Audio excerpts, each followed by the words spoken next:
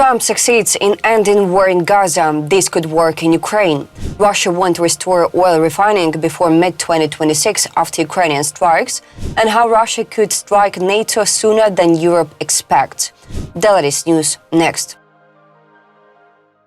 President Volodymyr Zelensky believes that US President Donald Trump has managed to implement the necessary steps to end the war in the Middle East, and that the right actions by the US could also work for Ukraine, reported by Zelensky on X. Now, as the war in the Middle East comes to an end, it is important not to lose the momentum for advancing peace. The war in Europe can also be brought to an end, and for that, the leadership of both the United States and other partners is of utmost importance. It is important that President Trump succeeded in implementing the necessary steps to secure the release of hostages and to stop the war in Gaza. Undoubtedly, the right actions by the United States can also help bring an end to Russia's war against Ukraine. We have a corresponding vision for this. Details. Zelensky said he discussed this issue with Finnish President Alexander Stubb. The two presidents also talked about the recent Russian strikes on Ukrainians' energy infrastructure and the need to strengthen air defense.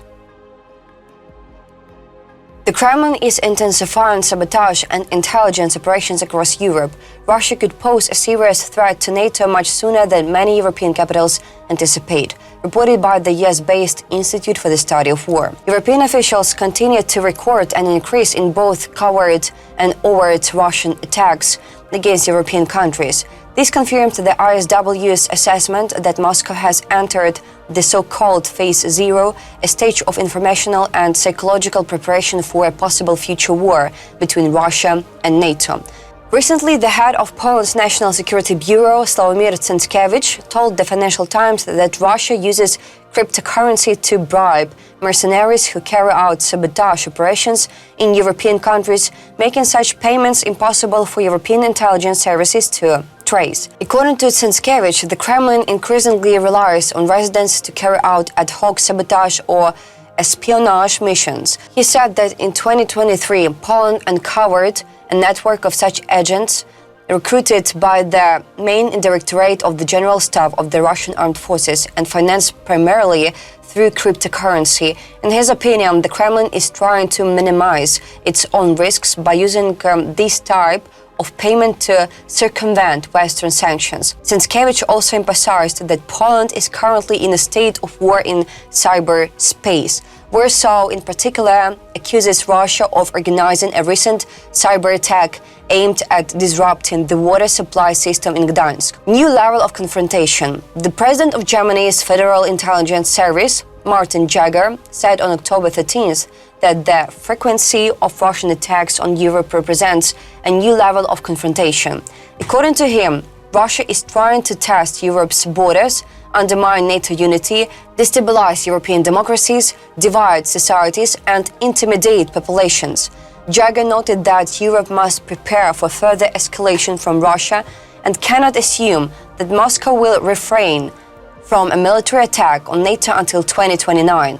The ISW recalled that on October 12th, Ukrainian President Volodymyr Zelensky compared recent Russian attacks against Europe to the actions of Russian President Vladimir Putin in 2014, when he used the illegal annexation of Crimea to test the West's reaction. Zelensky warned that Putin is preparing Russian society for possible aggression against the Baltic states and Poland.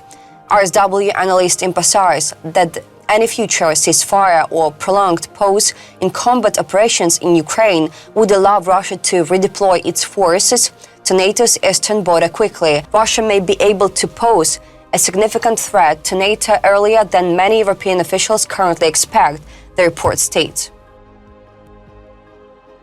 Ukrainian drone strikes on oil refineries will hamper oil processing in Russia until at least mid-2026. The attacks are causing Moscow to lose revenue and forcing it to restrict fuel exports, according to the International Energy Agency. Kyiv has intensified its attacks on Russia's energy infrastructure, including oil refineries, pipelines, and marine terminals. These strikes aim to reduce the Kremlin's revenues and limit its ability to supply fuel to the front lines. Since the beginning of August, Ukraine has launched at least 28 strikes on key Russian refineries. This has led to gasoline shortages in several regions, including occupied Crimea, and forced Moscow to impose restrictions on fuel exports until the end of the year. IEA downgrades its forecast for recovery of refining. The agency says it previously assumed that refining would normalize by the end of the year, but it is now taking a more cautious view. The IEA estimates that oil refining in Russia will be less than 5 million barrels per day until June 2026. Later, it may grow to 5.4 million barrels per day, but the forecast will be refined as new data becomes available.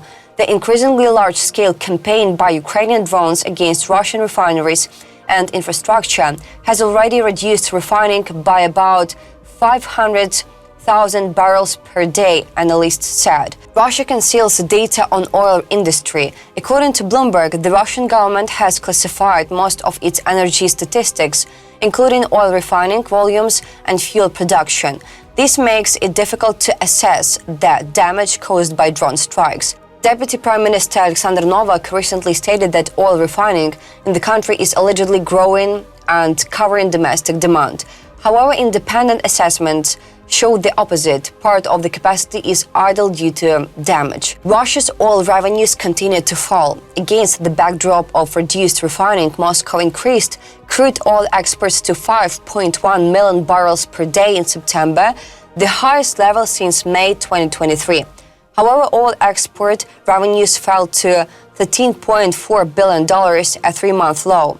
According to the IEA, exports of petroleum products fell to 2.4 million barrels per day, the lowest level in a decade, excluding the 2020 pandemic period. The decline in oil revenues is complicating Russia's budget, which continues to actively finance its fourth year of war against Ukraine.